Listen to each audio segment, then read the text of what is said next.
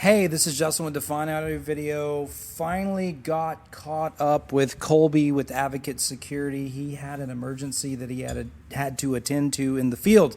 However, we did catch him for an interview. We were so excited to do so because I know a lot of people were looking forward to it. We still have a lot of questions about all the things when it comes to security. I think Kolby covered all the bases and all that good stuff. So it is a phone interview, so it may be a little fuzzy in spots, but we were just happy that we got to catch him on the phone. So please enjoy with the subject of are you safe, meaning he covers do-it-yourself technology versus using a firm like him.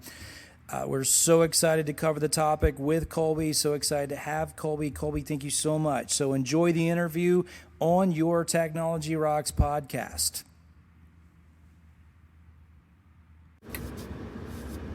Hey, this is Justin with the Fine Audio Video. We are actually with Kolby Walston with Advocate Security. This is about the only way Kolby and I can be in the same room without being bombarded with a million questions or phone calls and or both. So how are we doing today, Kolby? Everything's good, Justin. How are you guys? Oh, we're doing good. We're doing good. So we want to talk. We wanted to reach out to you. We get a lot of questions with this being an election year and all the crazy and all the scary and all that good stuff. People are calling nonstop with security. Are you seeing that on your end as well? Absolutely. There's that, and there is also the rise, evidential rise in crime. So there's been a lot of focus on monitored security and then surveillance systems. So I'm gonna let just be guilty for a minute on the monitored security thing, okay, because it just seems like it's one of those things that half the houses I move into, I can't even remember the code half the time and things like that. And are you still seeing that as a deterrent? The monitor, are you still seeing that being an effective way with all the DIY stuff that's coming out and all that good stuff? It is. I mean, even with the DIY stuff, some of that is monitored as well. And as long as, anybody on the outside looking in can tell that the place has got a security system, and they have to, at that point, assume it's being monitored. It absolutely is. And there's been studies on it. There's even interviews of gentlemen that have been put in prison for just all they did was, burglarize homes. And the first thing they would do would be to look for that control panel on the wall. Now, that said, this day and age, you don't really get control panels on the wall. Almost everything lives on the network, on the Internet of Things as it goes. But putting up signage and letting the outside world know that you have that capability is definitely a deterrent. So I know one of the concerns that we get quite a bit, or we get asked quite a bit on it, is wireless security versus wired. A lot of people are worried about cybersecurity and things like that. We try to educate them as much as possible that even if it's wireless, it kind of stands in its own infrastructure and it's not attached to other things in the home that are on the Wi-Fi network. Is that still the case in regards to wired versus wireless? Well, I guess first we need to kind of fill out what wireless means, and it could be either the entire system is sort of like a lick and stick, wireless contacts on the doors and windows, glass breaks, motion detectors, or we're talking wireless no longer attached to the plain old telephone system. So I'll go at the first part of that equation. The contacts that exist now, one, are encrypted, and two, they live on a separate frequency that's far removed from anything wireless within the household. The frequencies are miles apart, and that's intentional for obvious reasons. You don't want interference. You don't want your wireless phone to ring and it to interfere with your security devices or show that your doors are open, which is a challenge in a lot of these, speaking of do-it-yourself products. Those products can be overwhelmed by homebound wireless devices. they're not encrypted a lot of the time. I'm sure they're going to catch up eventually, but the professional security systems are. That's a good launch pad for that too. Sorry to cut. Didn't mean to interrupt you. Go ahead and finish your point. Finish your point on that. Okay, and the other side of it was going to be the communication side. Plain old telephones have pretty much gone away. Now everything's on cell signal. Almost all modern day security systems, commercial grade or professional grade, have a cell communicator at least in them, in addition to a wireless Wi-Fi card. So they're what's called a dual path communicator. You have the cell signal and the Wi-Fi. They tend to want to use Wi-Fi first if there's an issue and need to report it to Central Station or to the app that's on your phone. If that doesn't work, they can use the cell signal. And that cell signal is capable of data as well. So you also can get updates to your app and control, arm, disarm, whatever you need to if the Wi-Fi goes out. So it's a good fail-safe. So there seems to be a lot of space invaders in your industry. You've got, just to name a few, you've got Vivint, you've got Simply Safe, you've got Xfinity now trying to do home security as the gateway drug for offering Wi-Fi and all the other stuff. You've got Verizon now trying to do that. You've got I don't know if AT&T is doing it yet. I haven't paid a whole lot of attention with AT&T since they've kind of merged with DirecTV. They seem to be focused on the video side of things or cable service side of things, not necessarily the security side of things. But I know Xfinity has started to creep in this particular territory with wired and wireless things, and they've got the panel that sits on the counter. But now you've got doorbells and door locks and wireless cameras that they're starting to stick up in these clients' homes and whatnot. What is the drawback? I mean, I can tell you the drawback, but what is the drawback? It's the client never stops paying for those items. Is that correct? Is that still the thing? Yeah, especially with ADT, it is. You basically are renting that equipment, and if you decide you don't want to pay anymore, they'll come pick it up. So you're not really buying it; you're renting it. It's a lease for the rest of its life, and it never gets better. The doorbell never changes. It just, unless you have an issue with it and it gets replaced, that experience stays the same. Whereas if I go with somebody like you, then yes, it's a little bit more expensive from the beginning part of it, but it's one of those things where because it's more expensive, it seems like, but my stuff's paid for and it's over with, Yeah, there's that. That's a good component, and it's good that you pointed that out. But there's also the component of the boutique security company. The small security companies, a lot of times, are also partnered with, the AV guys, the control guys, but their customer base is smaller. They tend to know them personally. I know all of my customers personally, and the response time for servicing or adding or changing addresses even is much faster. It seems to be a boutique type of thing. Yeah. Right? Yes, it is. Okay, and then there's something to be said for customer service, equipment reliability, and then again, seems like you never stop paying for it with some of these other bigger, larger firms and services. Yeah, and literally with the systems that I put in place, when you move, you can take the whole thing with you, and you may need to add a few more pieces to it or replace some pieces because of the age, but by and large, the system goes with you, and that's part of the package that I offer. Is the moves are free. So you're not going to buy another system and have to sign up with somebody else. So Kolby, you've seen some movement in camera technology, and I'm going to let you run wild on the camera technology stuff for a minute, because it's almost like having a monitored service He kind of caught me in the middle of a delivery. So tell you what, why don't you talk about the camera stuff for a few minutes, and then I'll jump in when we get in, because I just had somebody walk in. So go ahead and let's talk about that. Let's talk about wireless versus wired, even on the camera front, and where you like to see things going. Okay. Well, first of all, surveillance systems tend to be separate from the security device. I like for them to be separate. You can add cameras to your security system, especially using the services that I use. But what you run into is the possibility if you lose electrical or something at that location, then the cameras go down as well. Or they go down, but they're not recording, and you can't see them remotely. That's the real big deal. Remote capability goes away instantly. Now, and you're not recording to a hard drive. If you do the separate system, which is more of a commercial grade or professional grade surveillance system, you've also got on-site storage for up to a month. So you can always go back and look at those video files and retrieve that information if you need to.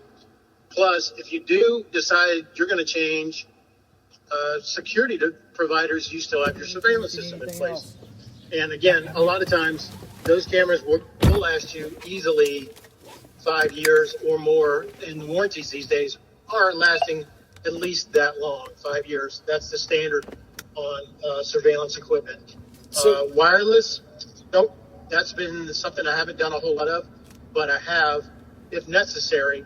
And because of the technology on Wi-Fi and bandwidth capabilities, it's pretty robust. As long as you don't really test the limits of Wi-Fi, they will work, but it's not the greatest. I prefer wires. So are you still seeing cameras being, hesitation with clients with stuff being manufactured in China and all that good stuff? Or are you still, is it a necessary evil where it just all is manufactured over there and there's good stuff coming? I know there's good stuff coming out of there because a lot of manufacturing moved over to there, but are you still seeing clients, that being a hesitation of clients purchasing, or is that just not a thing anymore?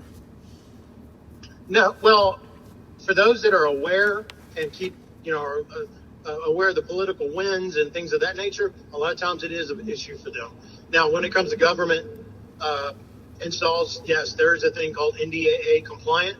That means it can't be made in China. They're not allowed to be on military bases or government sites at all.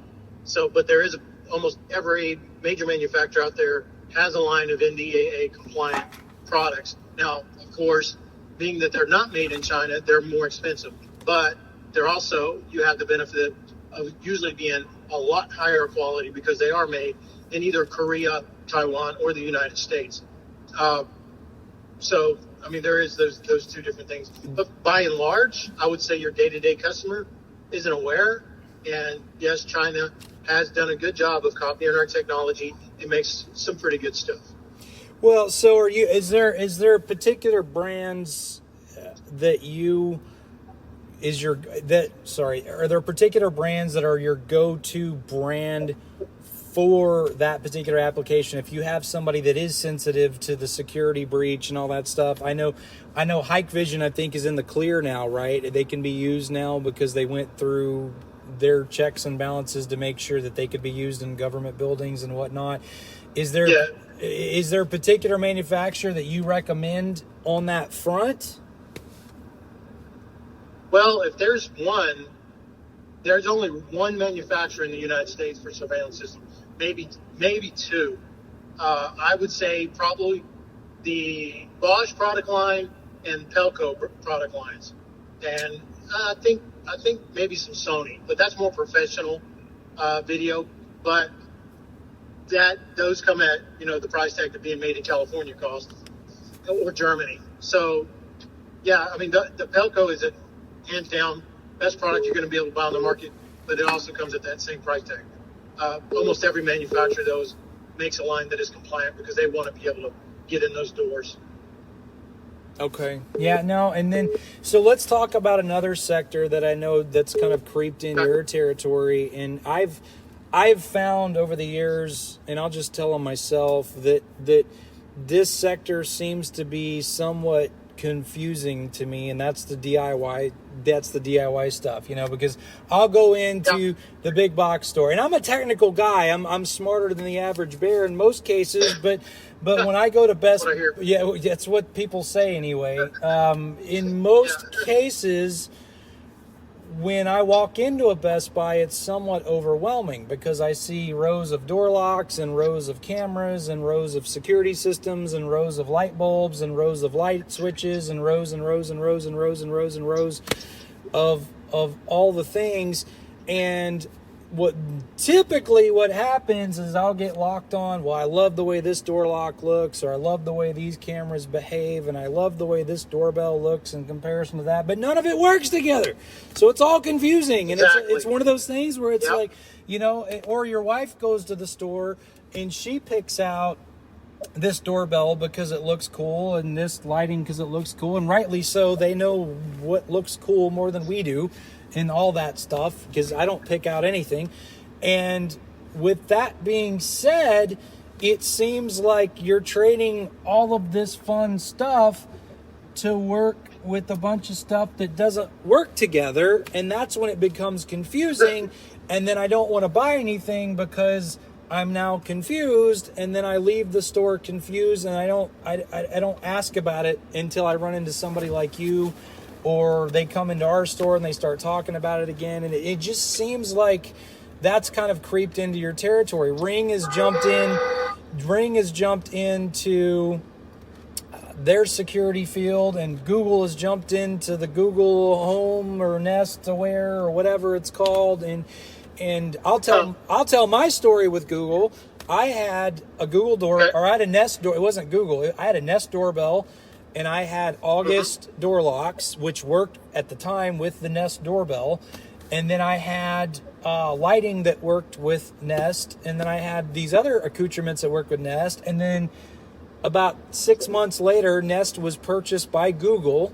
And then all of a sudden, my door locks didn't work. It wasn't locked. Your APIs didn't work. Right. Yeah. All the hidden things that was supposed to make everything awesome that worked together doesn't work anymore. And I'm just like, well, what the heck? But now I have an August app, and I have a Nest app, and I have this and I have that. This was 3 houses ago. But that's the weird thing, is they can just take that away from you when those companies decide they don't want to work together anymore. And that's the scary and somewhat confusing part, instead of going with a firm like you that just kind of knows the lay of the land with that. Well, that's the idea. I mean, what I can do is take a list of wishes, or take a wish list, I guess a better way to say it, and I go through and have a conversation with the customer about best case scenario. What do you want this thing to do? Not just a security system, but an ecosystem.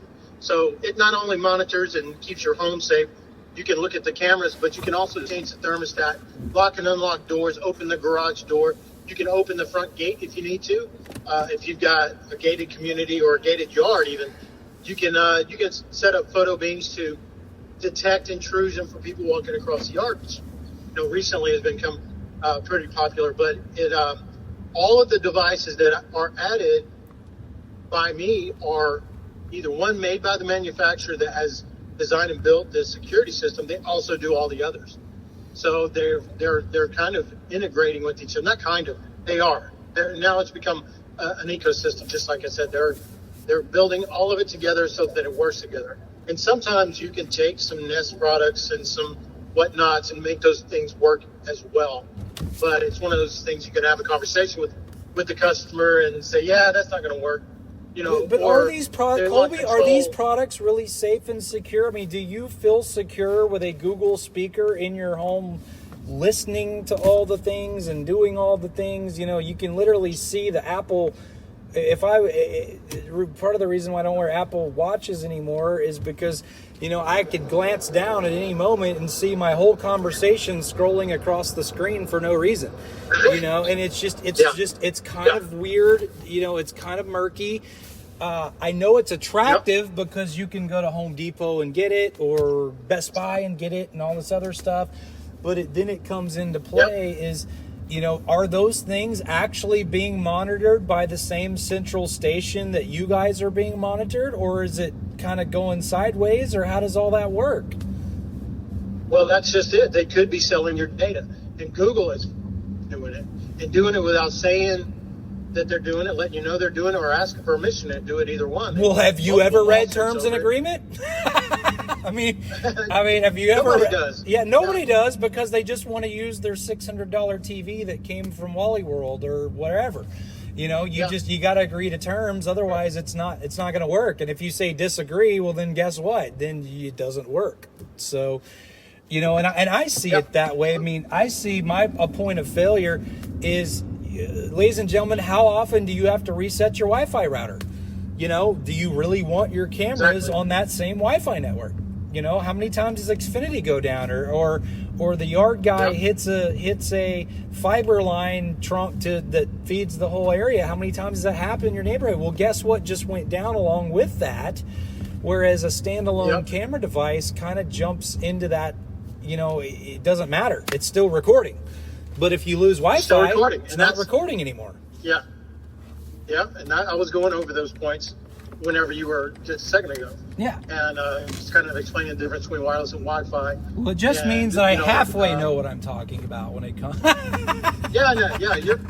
You're a lot further down the road than most. But back to the Google issue, I have had customers basically tell me they do not want any Google products in their home, and that includes, because Nest works with Google Home, and they've come up with this, I guess, this sort of mentality at Nest that they're going to control your thermostat for you, since you're not smart enough to keep from ruining, you know, the atmosphere or whatever. But they hated it, absolutely hated it. So when they came home, their house was hot. So what it is it's not actually Nest that gives a darn about your thermostat. It's actually it's called, what is it called? It's Nest Save or Nest Aware or something. And what it is it monitors your habits and how you use your air conditioner.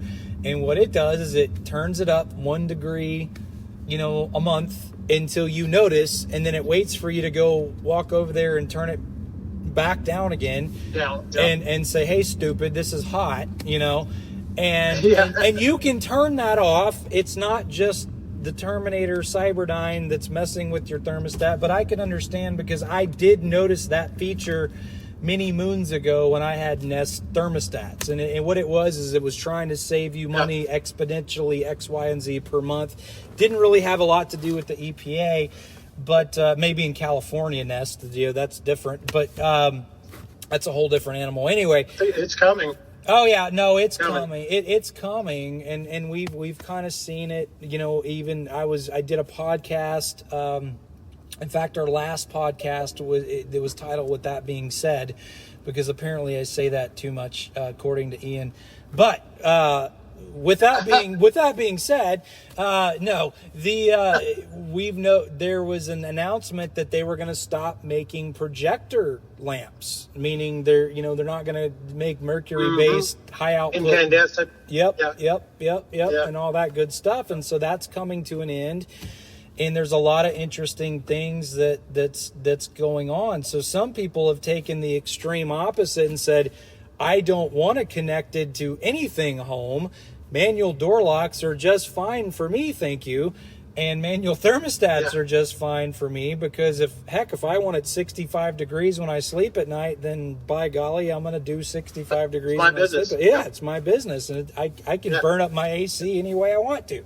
So, exactly. Yeah, no, I've seen that product trend as well, you know, even on the other side. So a very important part that I want to tell the general audience is, you know, Kolby, Advocate Security, we lean on them a bunch because Kolby has this sixth sense about scary things. And I'm not saying that he's a scary person. I'm just saying that he can evaluate your home in a way to where most people from Geek Squad and things like that cannot. And one of the reasons why I latched on to Kolby is, one, he's worked for the manufacturers that he's worked for.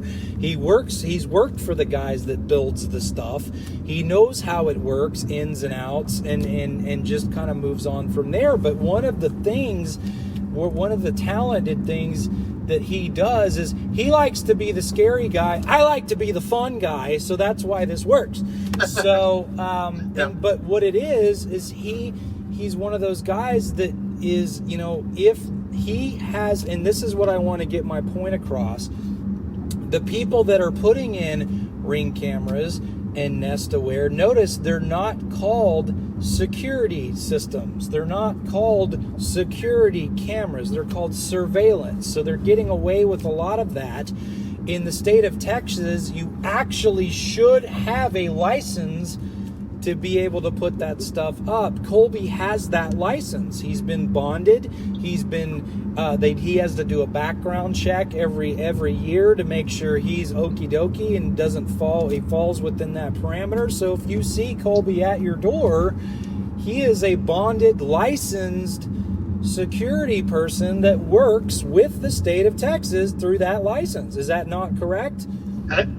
Yeah, that's correct. And the background is actually an FBI background check, so it's very in depth, and it's just not there's a certain level of individual that can do it, and then it's designed to be that way so that we're secure and can be trusted, and we get vetted, and it isn't easy. I got audited this year by the Department of Public Safety in Texas, and they went through all my paperwork, all my customer lists, and everything that I had to make sure that I was doing things the way that kept me in the program. So ladies and gentlemen, somebody like Kolby has to do. You have to do continuing education. You can't just sit on a license and not do anything. You have to stay up on the technology. Is that correct? Mm-hmm. Yeah, that's correct, and it's continuing education. Oh, it's like going to driver's ed. Yeah, no, it's literally like going to driver's. Some of these classes are like, holy crackers, this is bad.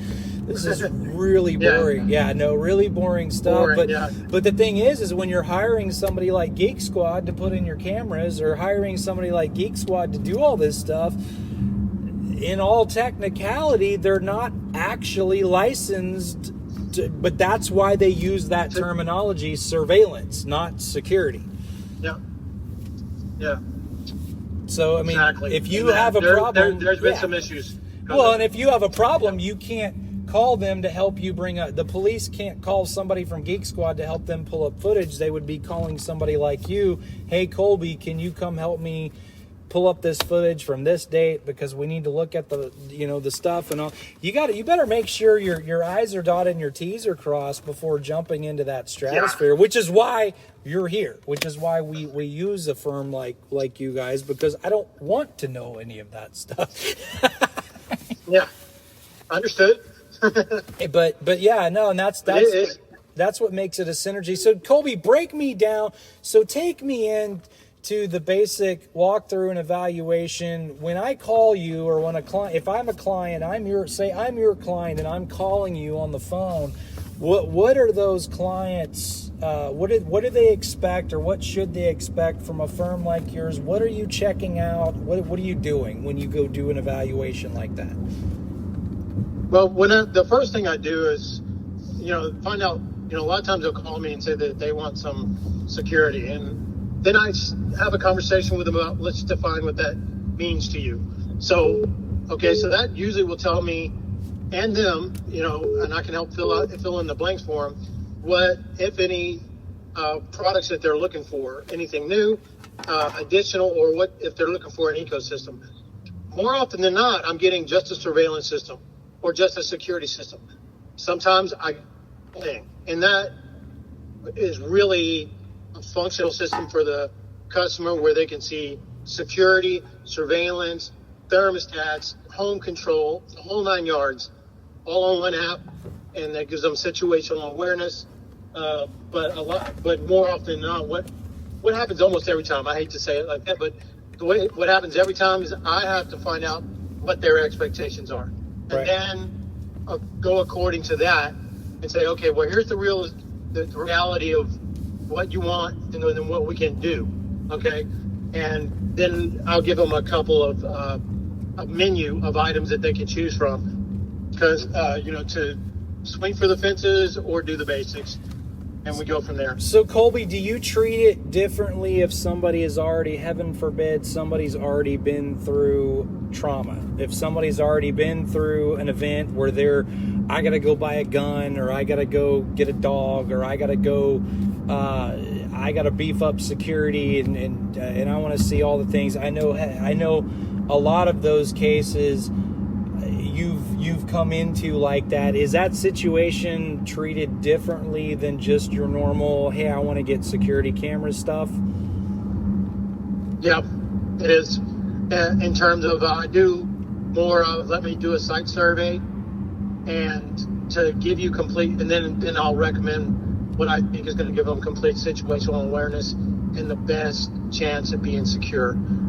Once you've been through something like that, you want all your bases covered. Right. And that's literally what happens with that conversation. Like, this is what you need. In your experience, do you see light at the end of the tunnel with that situation? I mean, or do they just need to, is it better off that they just move? Or what are your thoughts on that? Can they fix themselves by a digital fortress, so to speak, with doing what you talk about doing? Well, on the psychological side of it, that's probably a little bit more difficult. And I'm not sure that moving would help.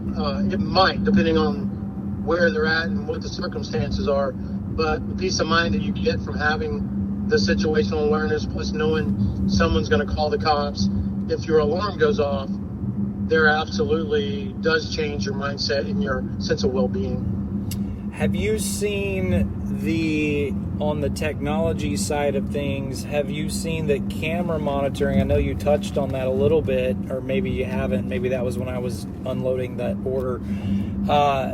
Have you seen that the camera monitor thing seems to be a little bit more effective than the loud noise scare somebody away type of thing, or is it about 50-50? Well, the monitored camera, if you're going with my system, it usually has an audible deterrent. So if you're using that system, you have that external audible deterrent. If they see your monitoring company sees a threat, they usually will call out a warning to leave, or the cops are going to be called. And I've got multiple videos of people not leaving after being warned. And still having the cops, but usually they turn around and hightail it. And then there's systems without that audible warning where they just call the cops. And I've got multiple videos of people being arrested that were caught by those monitored cameras. And that's what you're really after proactive anyway. Way. Yeah, that's the really best proactive measure you can take, is have your cameras monitored. Unfortunately, ladies and gentlemen, it's one of those things where Kolby and I, we'll get the phone call, and my immediate phone call is to Kolby. In most cases, if it's a PTSD thing or a trauma thing, then he is quick to act and kind of jumps into play really quickly because they're scared. There's nothing. And there's nothing wrong with being scared. Again, as we first entered this conversation, it's a scary world. You got a lot of uncertainty in the political environment right now, where people are terrified and with uncertainty whether they need to be terrified or not. But then, unfortunately, I would say probably 1% to 2% of these cases are a situation where something horribly has happened to them or a family member, or maybe it happened to a family member and now they're scared because it happened to a family member. And that's where you lean on somebody like Advocate. You lean on somebody like him. And unfortunately, part of Kolby's training is that sixth sense to be able to read, okay, this is your this is your weak point in this home. This is if I were going to come into this home, this is how I would get into the home. And there have been situations where he's had to demonstrate that and whatnot. And it's things that he doesn't really want to know, but he has to know to be a professional at what he does. And it's just, and again, that's why I have him, and I don't have to know those things. So, and with that being, hopefully, we've seen some peace of mind and comfort and things like that with people that have been through trauma. Oh, absolutely it has, and it absolutely makes my day. to know that people are happy with the system and they feel comfortable. It's been multiple situations where, keeping bad things from happening to good people is my job. And that is a really fulfilling thing. Is that what got you into the industry that you're in, Kolby? It is. Okay. It is. Yeah, no, and so you started on the manufacturing side of things. So you were with the people that actually built the stuff, that you were repping those types of firms that were selling that technology, and now you're on the other half of it, correct? Well, yeah, it started as a technician when I was a teenager, and then went to college, and then went over to the manufacturing and distribution side. So I know all the manufacturers, and yes, you're right, I know the good, bad, and the ugly for everybody. 20 years of doing that, and then got back into doing installations, and I'm really good at it, so I really enjoy it. Yeah, no, one of the things about if we recommend somebody, or we recommend a firm, or we recommend a trade or anything like that, Kolby's more like family anyway, but it's one of those things where we want to make sure clients are taken care of. He treats the clients case by case in the same direction. In some cases they're their own worst enemy, and they've already purchased a bunch of stuff, and then you kind of have to make it work. Even when it doesn't work, in a lot of cases. But it's one of those things. The other story I have, and it kind of plays up to what Kolby's been talking about, is there was a situation that we were brought on board in. And it was after the fact. It was one of those things where the client had been in either Italy or France, or they were overseas somewhere, and they came home to their house. And one of the things that we like to do at Define is, I want the security system, for the love of all that is holy, to be the security system, and I want the automation to be the automation system, but I want them to be standalone. I want them to be able to work on their own, because just like what happened at my house, when those two manufacturers decide they don't like each other anymore, and then one of them does a firmware update, well, guess what? You're locked out of your house. Or you're locked out of your gate. And this very thing happened, and it was about 9:30, 10 o'clock at night, and they had called their local AV guy, and they couldn't get him on the phone, and then they called their security guy, not Kolby, and they got him on the phone. He said, well, let me run over there and just at least get you in the house, and let's do that. But these people were literally locked out of their home, and I will not name the manufacturers, and I won't name the companies involved. We were brought in after the fact as a manufacturer expert for the automation system to try to do all the things and get it up and going. And one of the main pitfalls that I noticed, which completely changed how I designed security systems and automation systems, is this thing was not designed to be a standalone device. It was made to work within the automation platform. That's a big no-no. That's a big no-no in my book, because things change all the time. Firmware updates break. And the last thing I want one of our clients to happen to is they get locked out of their gate, or they get locked out of their houses because their automation platform isn't functioning the way it needs to function, which is why I lean on somebody like Kolby when we're bringing in somebody like that. And I want to make sure that these things are standalone. If my door locks can be dropped into the automation platform, whether it be Savant or Control 4 or Crestron or whoever it may be, great. But I want them to make sure they have their own platform. And if the lighting can be dropped in, fine, great. If the thermostats can be dropped in, fine, great. But it's one of those things where everything needs to be standalone and working on its own accord, especially security. And that's why having an expert like Kolby that knows these things, that says, nope, don't use that. If you're going to use this, don't do that. And then he can help kind of design for that scenario if they want an all-in-one, one-and-done thing, because it can happen. Brands change all the time. People fight all the time. Manufacturers fight all the time. And I know you've seen that. People get fired. People get fired. Yeah, people get fired.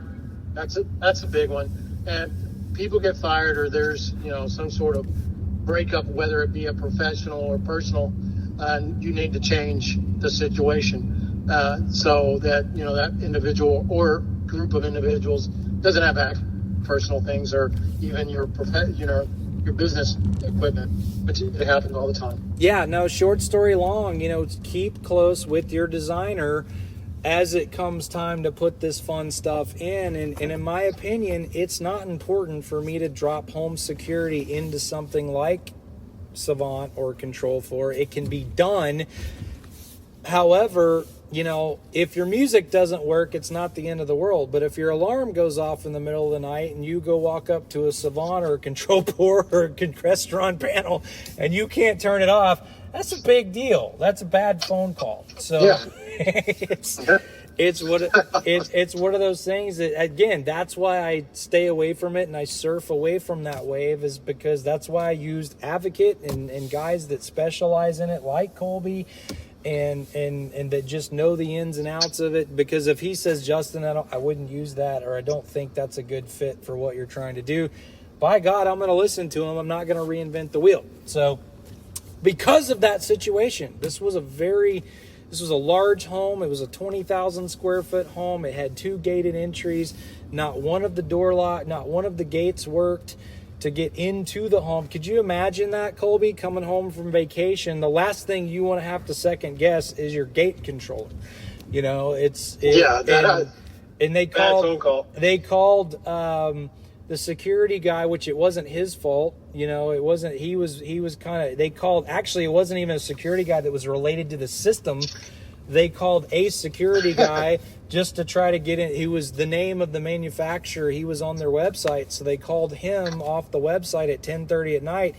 He answered the phone, and the guy, he's actually a wonderful guy. And he drove over there at 10:30 at night and jumped over the gate and at least got him in the gate and got him in the house. And he's not a very tall guy, so he's hard. That was really hard for him to do. But, and then I imagine he probably had to take apart the gate controller. Oh, yeah, no. Well, luckily I think it was a 2-in gate controller, but what happened is the driver no longer worked with the certain platform they were, nothing against 2N or nothing against the platform they were using. They just decided, hey, what happens typically, Kolby, in this situation is somebody somewhere decided, they didn't patented this thing and we're going to make our own. And when they come out with their own, they no longer work with the old platform. And that's typically what happens in this situation. And that's what happened in this particular scenario, is they decided they didn't like each other anymore. And the client got stuck in the middle of it, and all he wanted to do was go inside and go to sleep. So, and it's scary. So that, from that point on, I was like, never again. It wasn't even my situation, nor was it my client. But once I heard the story and witnessed it, after being called in as an expert in the other side of it, I said, never will I ever put a client in that particular situation, because that's a deal breaker for most, when coming home in that situation. So, yeah, absolutely. So, Kolby, what is your general census about what's going on in your market? Is it going to get any less scary? Is it going to get busier? My thought is it's going to get busier. Yeah, I agree. Unfortunate for the everyday consumer, when you've got times like we're going through right now, the demand for security goes up. The good news is that with the addition of AI, which is kind of scary to some people, but it definitely, in terms of the way that it's going to help grow the security side of things, it's given a heck of a lot more capability, the ability to identify threat from something that is not a threat. It's becoming well integrated into it, and it's just going to expand the capability of security systems going forward. You think it's going to so? get better and better and better. Yeah, I do. Interesting. Without a doubt. Yeah, that's the only positive thing I've heard about AI. Most of the people are on the other front of it, is it's like Terminator 2 stuff, and they're afraid of it, and all. Well, machine learning and AI have been part of this surveillance world for probably the last 5 years at least, maybe more. And it's been there. Not a lot of people have been using it, but it definitely is. I mean, the ability to, recognize a truck versus a human or a dog, that's AI. That's an AI capability. It just wasn't ever called that. And it's called that on the manufacturing side. It's called machine learning, which is AI, but on the consumer side, it's not. So that's where it's actually learning face recognition. So tell me about face recognition for a second. Is that something where it says, okay, I know Kolby Walston. That's Kolby Walston that's pulling up to the driveway at 6 o'clock at night. That's Kolby. Is it because, is it somebody like you that's going in there and naming the person that it's seeing? Or is it somebody, does it actually know who you are? And will it eventually do that? So the way that it works currently, now you can have some stuff that's hooked up to a national database, for the government that does recognize you but it's all based off a picture or surveillance of you previously. So the way you would do it now is you set it up in a business, and this is great for businesses that get a lot of walk-in traffic. And it'll sit there, people walk in and out. Usually what happens is you have an incident, and then you go back and do look at the surveillance. Then you say, hey, that guy, I want him blacklisted, which means if he walks in the door, this surveillance system goes beep, and it gives his name or whatever you have on him. Usually if there is some sort of theft or something, and you get him, if you catch him, then you can't have his name and whatnot. But if not, you can at least put some descriptors in there to let you know who he is, and you don't want him in there. People that write hot checks are a good example of that, if that's still a thing. But, you build a database over time. It's not something that it just knows them. You have to tell the system who it is. It can be used for time and attendance. If you have employees walking through the doorway, you can see when they come and go, and you can identify them in the system, in the database, put their name, any identifiers you want with them. And you can integrate it with an access control system. So you get, dual verification that they're not handing off their badge to someone. It's them. So you can go back and do an audit on your access control, look at their snapshot. So there's a lot. Like I said, it's growing, it's getting better, and there's a lot of functionality there. So are you seeing this, I guess that ties into the monitor, the monitored stuff. Is that artificial intelligence that's watching the monitored and then somebody calls, or is that a human being? It's a combination of AI looking for behaviors and identifying human beings within a time window, usually at night. And what is a service like that run somebody for our listener? What is a service like that? What do you? It usually runs about $80 a camera per month, but it is the same as having.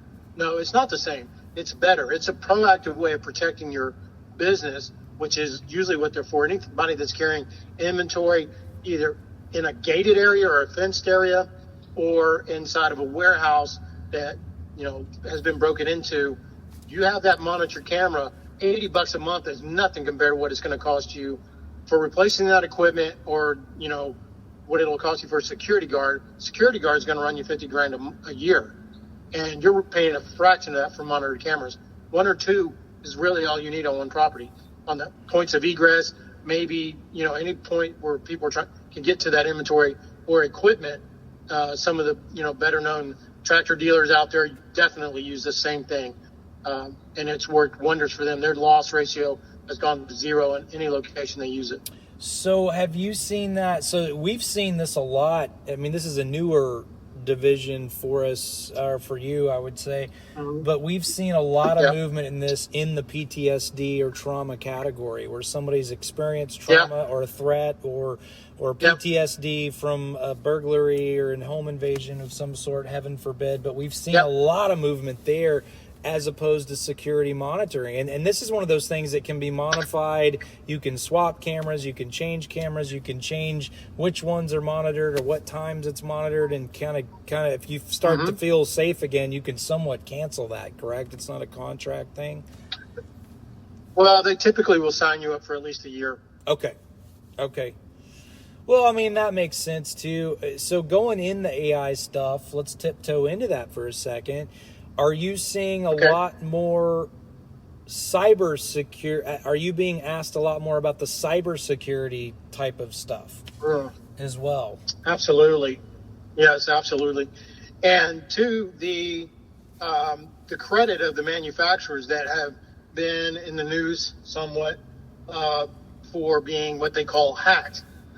Typically, what you have there is, and yes, and I have had multiple conversations with customers about it, and what we do and what I do on install to prevent that from happening. But I can tell you from past experience, what ends up happening is that the system gets set up and all the default passwords are set up, are left in the system for logging into it and so on and so forth. And even the cameras have their own separate logins. And if you can get on a network that has cameras on it and they've just plugged them in and didn't change the passwords, then you're going to have some vulnerabilities, and that's usually where that comes from. So the first thing that I do immediately is I fire all the cameras up before I ever install them, set password protection on all of them, and make sure that this day and age they make it pretty hardy, and it would be almost impossible to hack into those. Now, are you doing anything on the router side of things too? A lot of these once again, a lot of these Xfinity and AT&T things have built in alleged, hey, warm and fuzzy feeling security things built into their routers to where it's giving you a threat alert or doing that thing. Do you find that to be effective enough, or would you rather lean on something like Meraki or TP-Link or Eero or Linksys or whatever? What are your thoughts on all that going into the cyber field?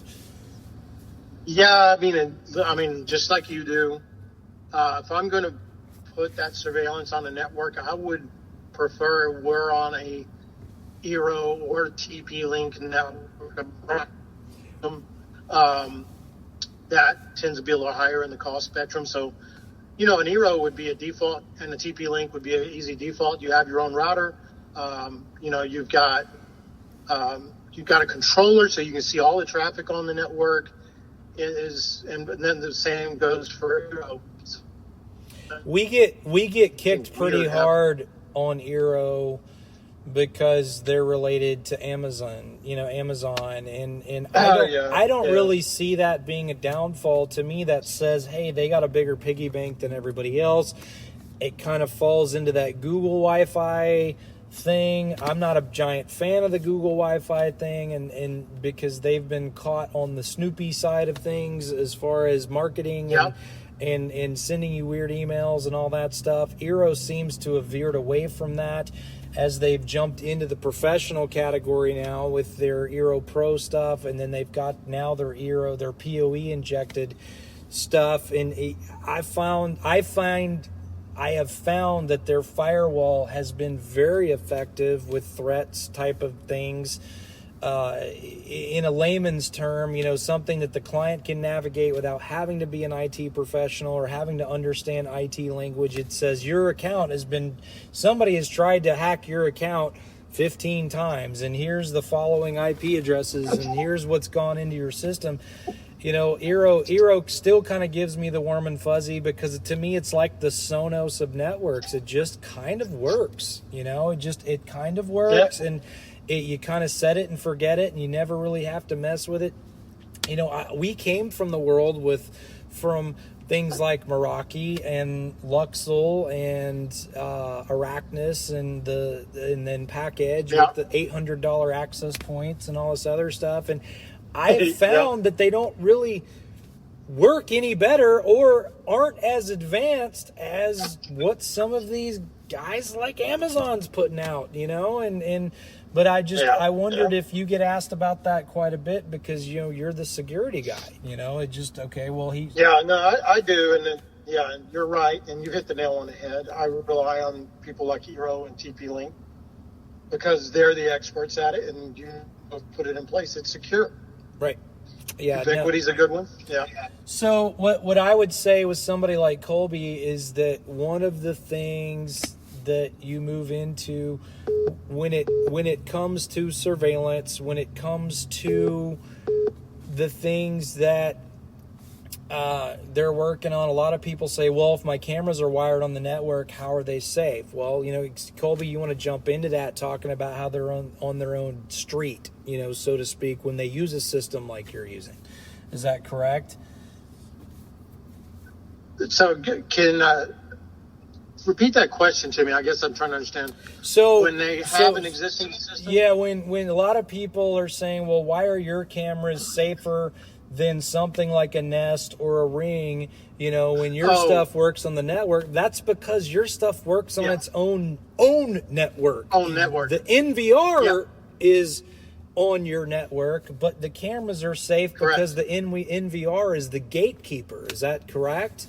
Yep, that's correct. And those two systems you just named have both been hacked, and on surveillance side of things. And that's, one of those things that you don't find out till it's too late. Somebody, one of the, guys that are doing the design, left the door open on them, whether it can be a port or whatever it is. And you have some pretty smart people out there trying to get into those things a lot of times. And that's what ends up happening because they're a retail product and there's a lot of exposure out there in the world to those things. People have a lot of time to figure out how to get into them. And that's what ends up happening with the surveillance, professional surveillance package. They have their own standalone network. It doesn't matter what happens to the internal network. All of that's working always.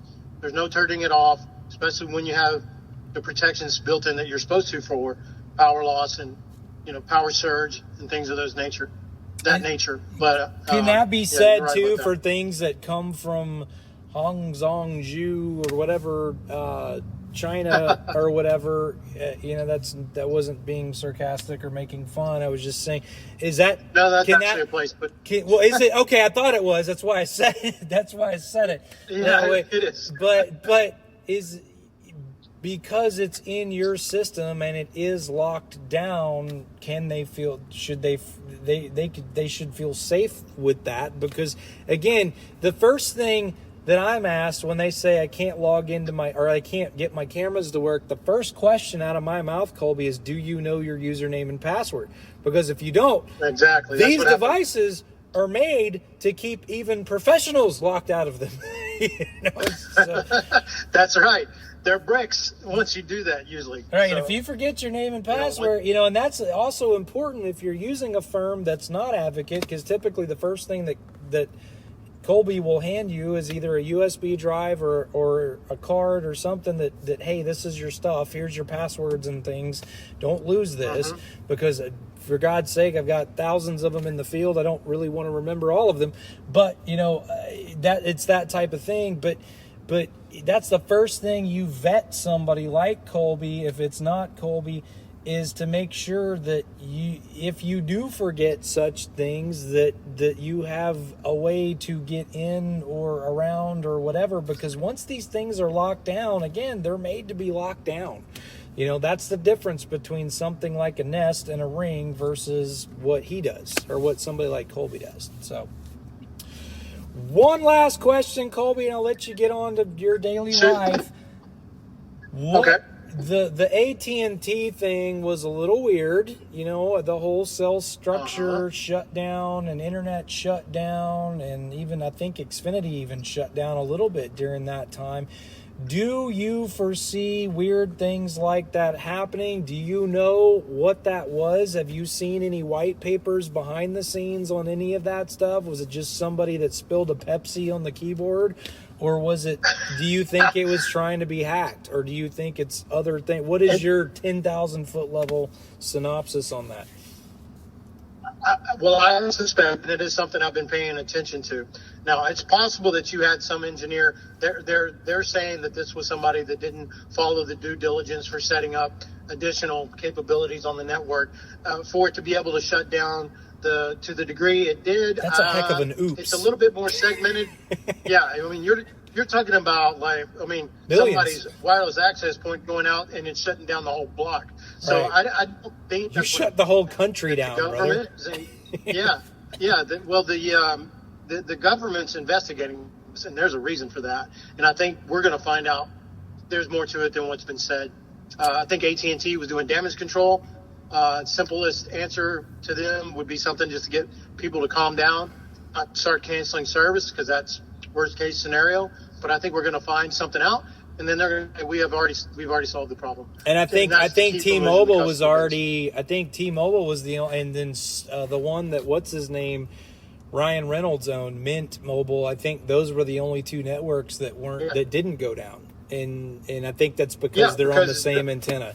And I think Mint is basically rebranded T-Mobile or whatever. I think Mint was sold to T-Mobile, if I remember right. Right, and their T-Mobile comes from a company called Primeco.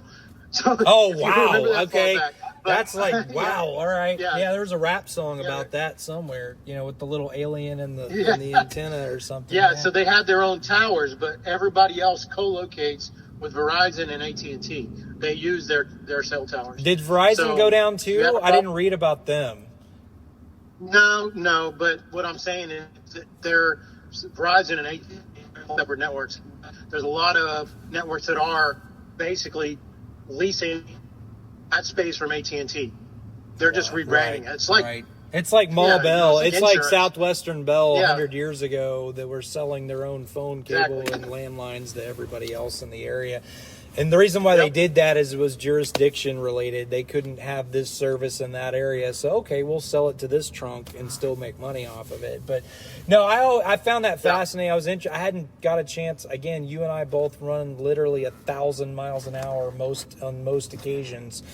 And it's one of those things where I was just interested to see if, a lot of times Kolby will get what we call in the industry white paper about it before it's actually published, because it's their prerogative, because they've been vetted by, FBI and all that stuff and background check, that they know that information before a lot of other folks do. So I just didn't know if you'd see anything coming across your chain. It was weird. It was, I found it to be therapeutic, actually. I found that it was amazing that my phone didn't work, and I couldn't check Facebook, and I couldn't do this and couldn't do that. I found it absolutely, I felt like it was on vacation. I was almost euphoric that none of that crap worked for a while. So, and then when it did work, everybody was mad because they couldn't get a hold of anybody. Yeah, so it's... Where were you? Where were you? It's like, well, if you haven't read the news, there was this little thing called a cell phone outage that happened across the country, across nationwide. It wasn't just us. So, yeah. But awesome. Well, Kolby, you've been amazing. I know you've got other things to do. Do you have anything to recap? Do you have anything left to say? The biggest thing I would say, guys, if any of you guys out there are considering a security system or surveillance, give it a look, do your due diligence, and ask a professional before you make any moves. Yeah, no, I would. That's it, brother. Yeah, no, I would second that. There's nothing simply safe about. There's nothing safe about Simply Safe. And most of those systems can be deactivated with the same frequency a garage door opener could be.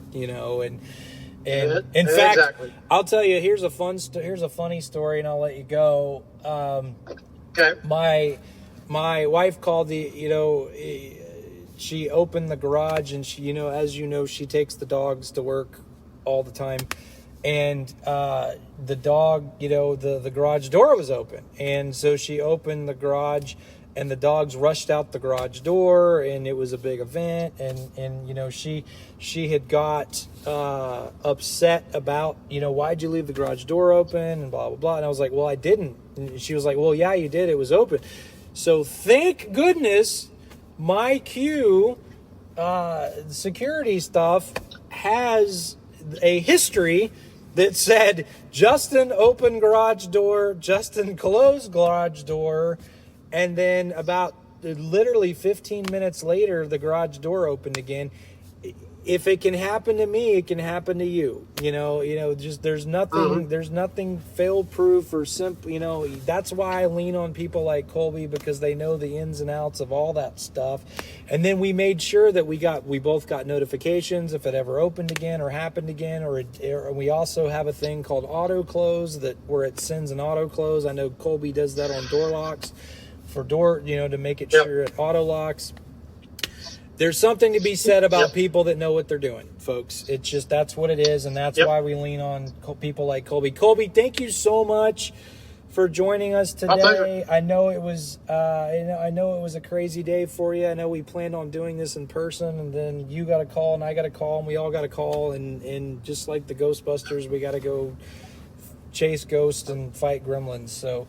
And that's and that's what we're doing in most cases. So if we're doing what we're doing, but we love you. We can't wait to send more business to you. We're elated that our clients will call you or going to call you. But call at Kolby. What is your phone number? Your Advocate Secure. I don't have it in front of me, but can you just kind of give me your details? Kolby Walston, Advocate Security, and go. What's your phone number? The phone number is 281-541-9649. So that's 281. Again, that's 281-541-9649. 9649. Got it. All right, Kolby, thank you so much. Have a great one. You be safe out there on the ladders and all that crazy stuff. And we'll see you when we see you. All right, catch you on the flip. Absolutely. Bye. Yes, sir. So that is your podcast, ladies and gentlemen. That was Kolby with Advocate Security. Technology rocks, even on the security side. Lean on Kolby if you have any questions. He's nothing short of amazing, absolutely awesome human being, and will get you taken care of on all the fronts between us and him and everybody that's involved. Advocate Security. Don't leave home without calling him. They are amazing. So T-Bone will be back tomorrow. I've been flying solo for the past couple days. Technology rocks.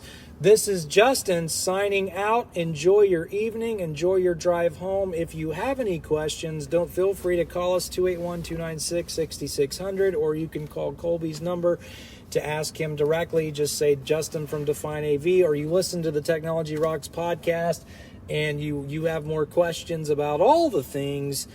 Happy to take care of you. Be good. Don't text and drive. Eat more chicken and listen to more podcasts. Thank you. Have a great day.